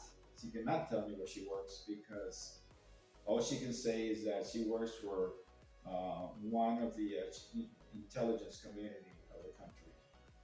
So I don't know if she's FBI, CIA, Homeland Security, Secret Service. She's in one of those. Remember that daughter I was telling you about that became a Major? a major in the U.S. Air Force? That's great. President Donald Trump in 2019 picked her out of one. She's the only one of 20 women under the age of 40 that was put into the Space Force. So I'm in the same boat as you. I don't even know where she's at. Half the time she can't tell me what she's doing, what project she's working on. Sometimes I'll talk to her. She says, I'm in Australia. That's all I can tell you. Or I'm in this other country. Or So, yeah. I'm in the same exact boat as you. She cannot tell me. She can't tell me anything. It's the craziest thing to have a kid Yeah. and not know where they are and what they're doing. Yeah, especially controlling freaks like we are. Yeah. Oh, I stopped that because it was driving me nuts. It was completely driving me nuts. Yeah. And she's like your daughter, not married, no kids. Yeah, that's it. You know, 30. and you never know if she's gonna, because she's in many ways she's very naive because she's probably only dated like my daughter is probably 42. And she's maybe dated like 5 times in her life. It's not that she's ugly. I think she's, They're not into that. It's not my daughter. they're not into that. It's in fact, I'll show you a picture of her. It's nuts. She's not into it. I can't It's but I don't know. She got that, federal job. But, That's crazy. Carla is her name. Carla Jean Aleman. This is, I think I was joking with her. And I just said, you know what? Carla, you're so white that if a man ever wanted to go to bed with you, he's gonna have to wear sunglasses. This is the kind of joke that her father could tell her and get away with, Yeah. Yeah. Yeah. See that? I don't know, you can see a little picture of her right there. You can see. It's that, but she's a tall girl. I don't know if she could fuck you up or not. Probably, yeah, they probably do train them like that. I know my daughter was trained like that. Yeah. It reminds me of, anybody ever seen that show called The Blacklist? No. She's another Elizabeth Keene, I think. Or the movie Red Sparrow. You guys didn't see Red Sparrow? Oh my God. Was the girl from the Hunger Games? What's the name of that actress that played the Hunger Games? Jennifer Lawrence. Okay. Jennifer Lawrence, yeah. Jennifer Lawrence. She did a movie called Red Sparrow. You guys should see it. It's, I think I'm gonna wait. You seen it? Watch it. Red No, Sparrow? I want to watch it. oh, I mean, the last time I saw her was kind of a cool movie that I saw. It was called The Silver Lining Notebook. Silver Lining. It's all about my Eagles and the Cowboys and shit, and Philadelphia and the guy that was what's his name? The big Eagle fan too. What's the guy that was played against her or opposite her? You remember him? Cooper. Yeah. But anyway. that's what my daughter told me. She said, Dad, you really want to know what I do? Look at the movie Red Sparrow. Just like that. You really want to get to understand. Yeah.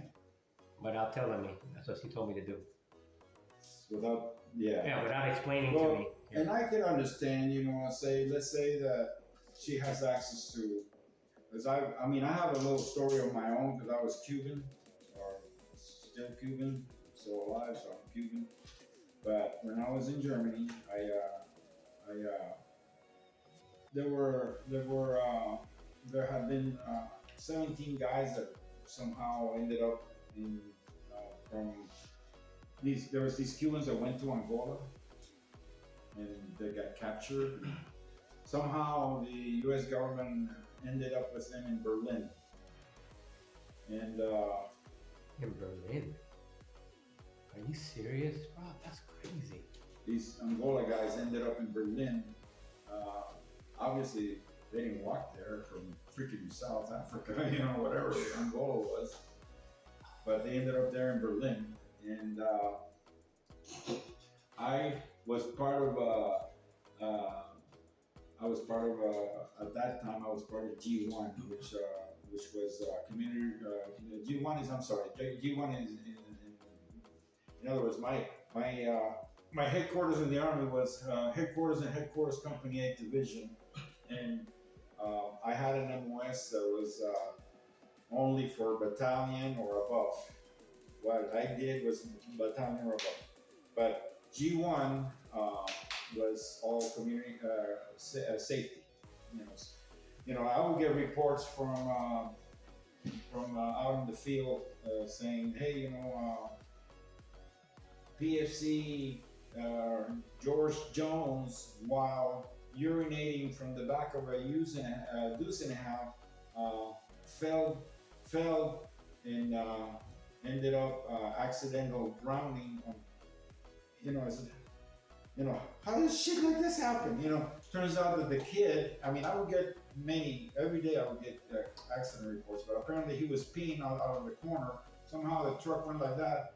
He ended up on his head on one of those ditches on the side of the road, and he drowned on 3 inches of water because he was unconscious. Wow. Yeah. So, hell of a story to tell the parents, But anyway,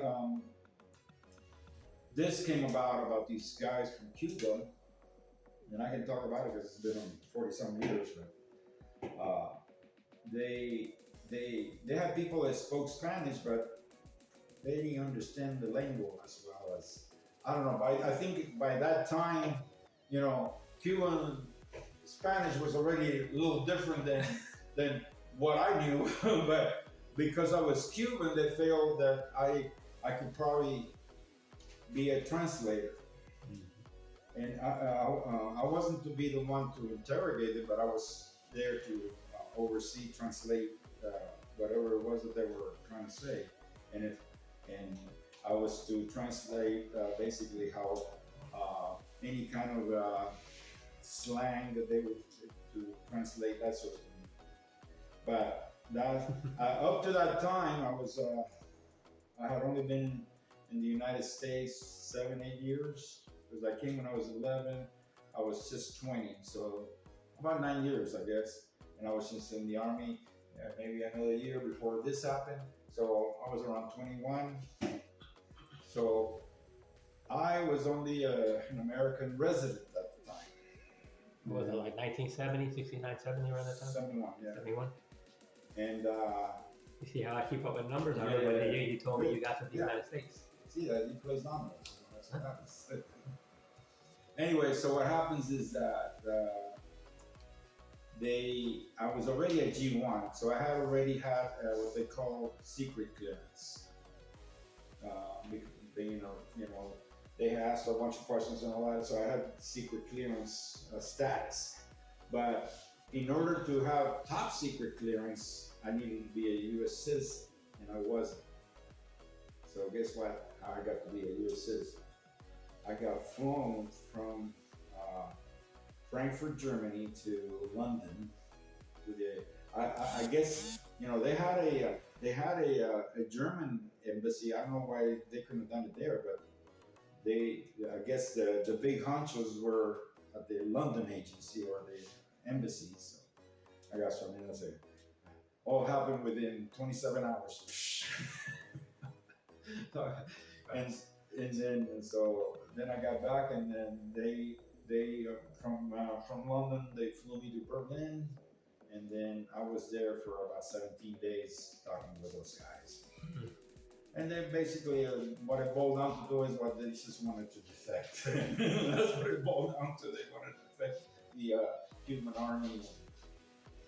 And I don't know. I saw one of them maybe a year ago that was living here in Las Vegas. He said, "Aren't you the guy that was in Berlin? And he spoke English now and everything." So it's kind of cool. Yeah. So, is it 6:30 yet? 6:17. 6:17. Oh no. Let's listen to some more stuff. I want to give you the whole kit and caboodle.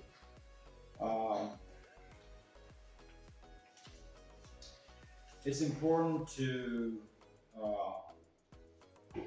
even though if you do things right, the way that you're expected to do them, then you will not have any problems in this industry.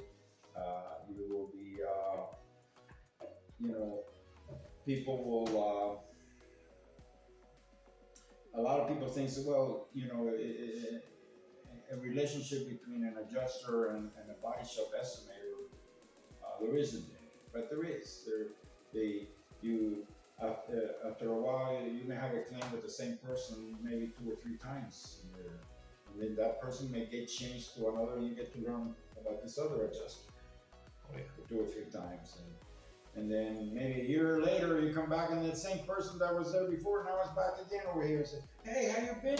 And this and that, and then it's important that you were trustworthy of many things.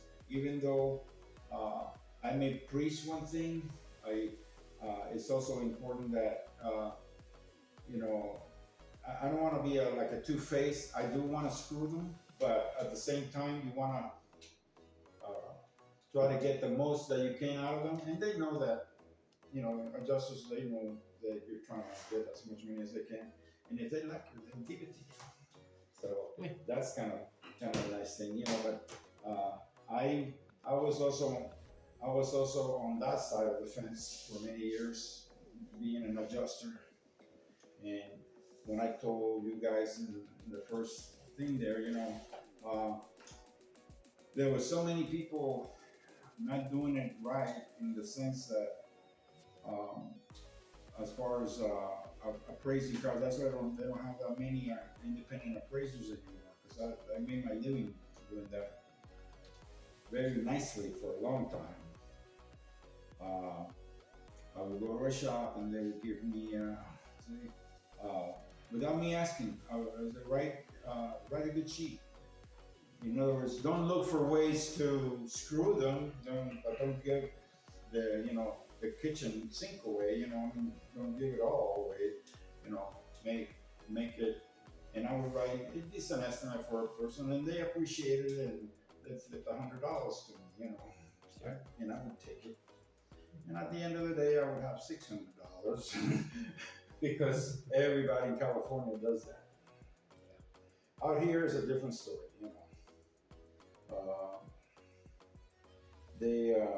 They expect you to do everything correctly. I don't know if you guys realize that, but this town was kind of like controlled by Mormons for many years. And I mean, in a roundabout way, it still is, in the sense like, stuff like Las Vegas paving for one, places like that they are all straight shooters. Straight shooters. Remember the movie The Untouchables? The guy comes in and says, "Oh, which one? The one with Kevin Costner? Yeah. Okay. Yeah. Is it? Oh, I just wanted to, clear that for you. What is that? That's well, you. So he didn't want to take the bribes. Oh, so you're untouchable? Yeah, and here's the money. And then throws it at him and stuff like that. But a lot of that doesn't happen here, like in the old days. Doesn't happen. It's just so.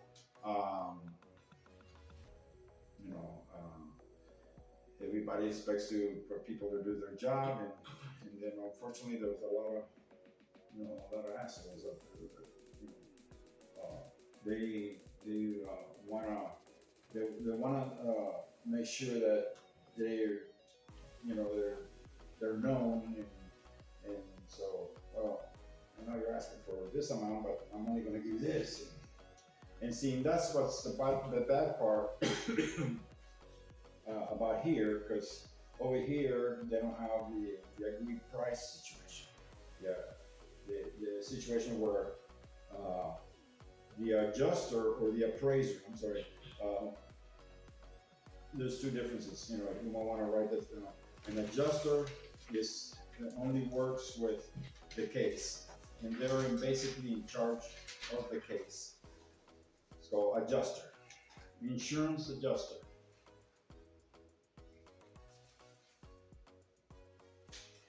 And what the adjuster does is, they're in charge of the whole thing, of that particular claim.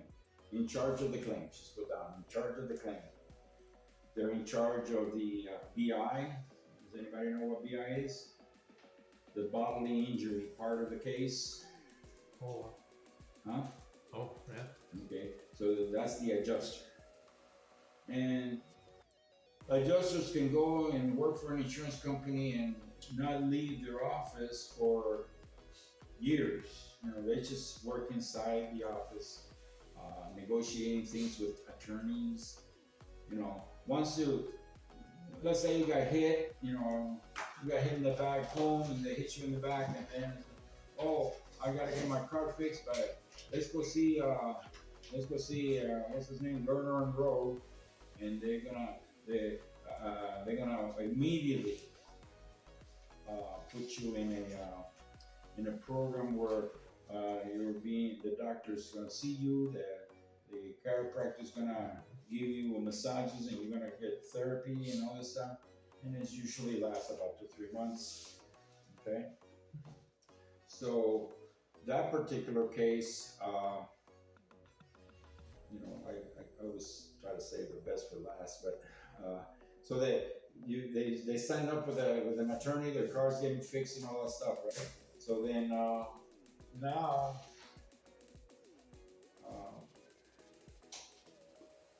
So the difference between an adjuster and the other. yeah. So this adjuster, right? This adjuster is dealing with the attorney that he's dealing with, you know, Glenn Lerner. Hey, Glenn Lerner, you know. But I'm going to tell you a little bit more of a secret about this industry too. So be ready for it and be alert, because I'm going to tell you some stuff that it's going to. Well, it's interesting. Then, besides the adjuster, the insurance on if they have a staff adjuster, then they have an adjuster that's in charge of the case. He will assign an appraiser to the case, and that's the other thing. That's what I used to do. I was an appraiser for State Farm.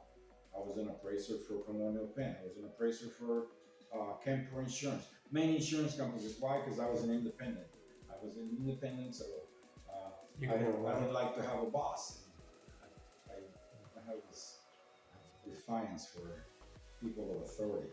So anyway, so what happens is the appraiser is being sort of given the assignment by the adjuster on this particular, to go look at Joe Blow's car that got hit in the back. So the appraiser then will write an estimate for the insurance company, and he would, before he does anything, he sends it to the adjuster, and the adjuster is the one that will write the check for the repairs and what have you, and just is in charge. But going back to what I was finalizing tonight's class is, this is going to be interesting to you guys, because anyway, so you get hit in the back or you get hit in the front, it doesn't matter, you got hit by somebody else and it wasn't your fault. So your car is damaged and ouch. Well, I got, you got hit there, you were going this way, now all of a sudden, they want to take the insurance company for whatever you can get. So, I'm going to need an attorney. Okay. So now you go over to Lerner and Rowe, right? Yeah. I'm going to go over there and say, hey, I got hit in the back, the insurance company is fixing my car, but my back is, man, it's killing me. I said, okay, I'm in to sign my papers. So now, when it comes to the claim, hold on, Yeah, okay. when it comes to the claim, you sign up to go to the chiropractor with Learner on the Road. They have their own people that they're gonna send it to. You're not gonna pay a penny, nothing. You're just gonna go there and they're gonna say, it's better that you go 2 or 3 times a week to get massaged or whatever. I don't know, maybe they wanna put their finger in your ass. I don't know what to do, but they need to go twice a week, whatever, Anyway, so now you're fixing the car here. Okay? And this is your car, you're getting fixed, but now this whole learner deal is a complete different story. So you're gonna sign a contract that says the learner is gonna get 33% of the case. You all agree with that? That's what it is, yeah. Okay? Now this 33% represents what a learner is gonna get. Now, if learner's gonna get that, and you're supposed to get also 33%, because, so to me, 33% and 33% is only 66%. Where's the other 33%? Or actually 34. Well, the other 34% goes to your medical people. You're gonna get 34, 33.3, whatever 1/3 of this shit is, right? 33%, 20 something. 333. Yeah. So now this is what determines the amount of money you're gonna get is this guy. So what a lot of people don't know is that if you go to the chiropractor, you got 75, every time you go to the chiropractor is $75, more or less. What they're gonna charge to massage you, put their finger in your ass, whatever it is, $75. So now, you're going there, if you go there twice a week, how much is that? $150 a week. Okay? Twice a week is $150 a week, right? So $150 a week. You're only going there twice. So now they had to take X-rays and they had to do this and they had to do that. Now, $250 a week. You go there for 13 weeks. How much is that? For 13 weeks? 13 weeks, yeah, because that's 3 months. $1,900. $1,900. So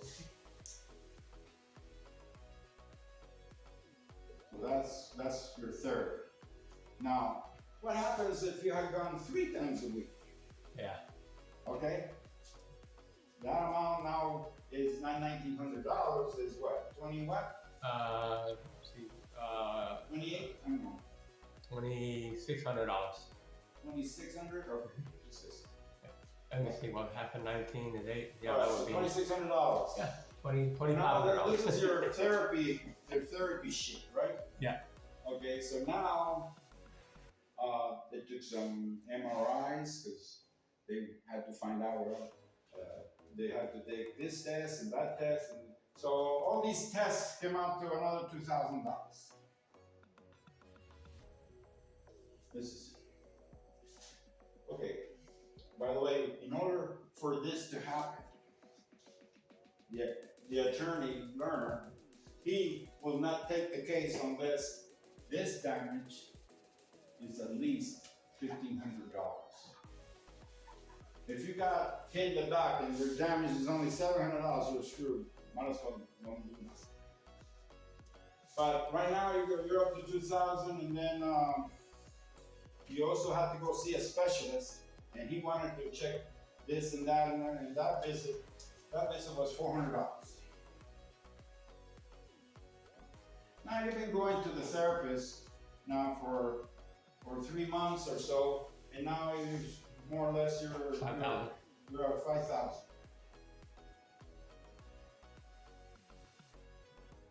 You're at 5,000 now on medical bills.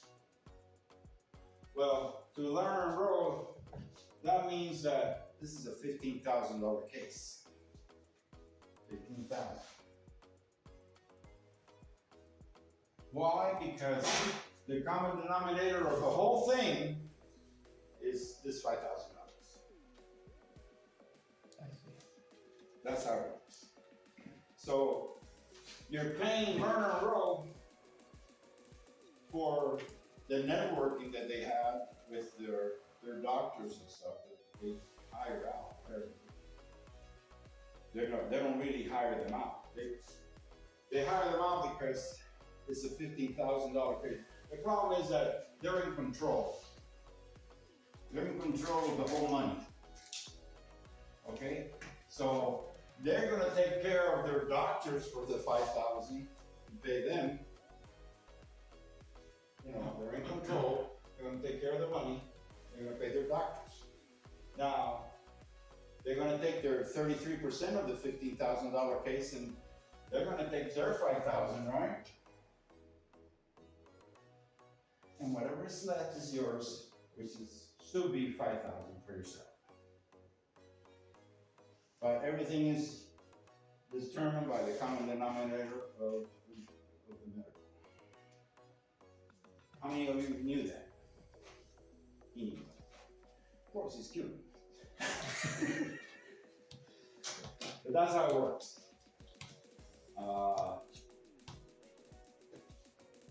Like the guy says, Hogue, he says, how many people know that an attorney can make more money than you? Yeah, they do. And the way they do it is because it says, oh, well, I'm gonna get 33% of the case, but I also have expenses. Hey dude, you're getting the money.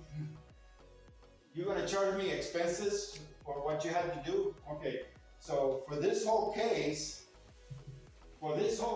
he had to make, not him, but his paralegal, probably make he probably made like 5 phone calls, send you, had his paralegal send you to this doctor and that doctor, and then this asshole here made all that money without doing nothing. Okay? Because his paralegal did it all.